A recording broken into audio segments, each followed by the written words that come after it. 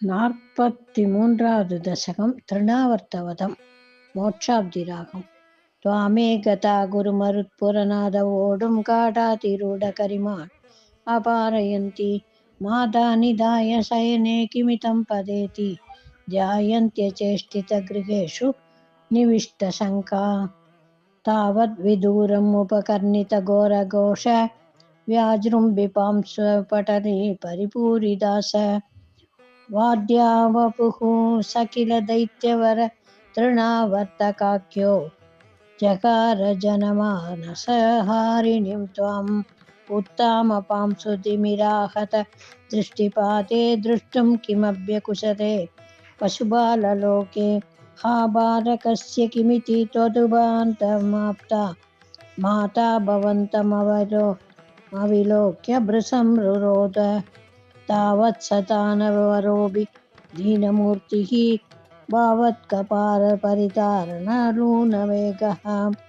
सङ्घोषमापततनु क्षतमां सुकोशः घोषे व्यतायत भवज्जननी निघ्नात क्रोधोपकर्ण वसानोपगम्य क्रन्तस्तु नन्दमुखकोपगुरेषु तीनः त्वां तानवस्त्वखिल मुक्तिकरं मुमुक्षुः त्वय्यभ्रमुच्यति पपातवेयत्प्रदेशात् रोताकुलस्ततनुगोपगणापहिष्ट भाषाणपृष्ठपुविदेहमर्तिस्तविष्टं प्रैक्षन्तहन्त निपतत्तमुमुक्ष्य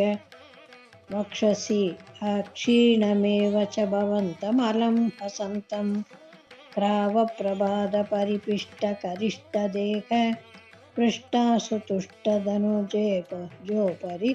दृष्टहासम् आज्ञानमम्बुजकरेण भवन्तमेद्य गोपातनुर्गिरिवर परादिव नीलरत्नम् एकैकमासु परिगृह्य निकामानन्दन् नन्दादिगोपपरिरप्त विशुम्भिताङ्गम् आतातु कामपरिसङ्कितकोपनारी हस्ताम्बुजप्रथितं प्रणुमो भवन्तं भूयोऽपि किन्नु कृणुम प्रणतार्तिहारी गोविन्द एव परिपालयतात्सुतं नः इत्यादिमात्रपितुः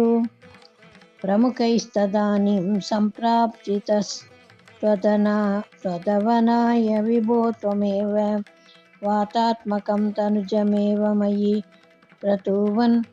वातोद्भवान् मम गतान् किमु नोतु नोषि किं वा करोमि पुनरप्य निरालयेश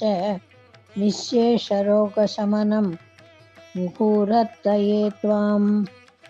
सर्वत्र गोविन्दनाम சங்கீர்த்தனம் கோவிந்தா கோவிந்தா. இந்த ஸ்லோகம் 48 நாள் சொன்னால் வாத நோய் குணமாகும்.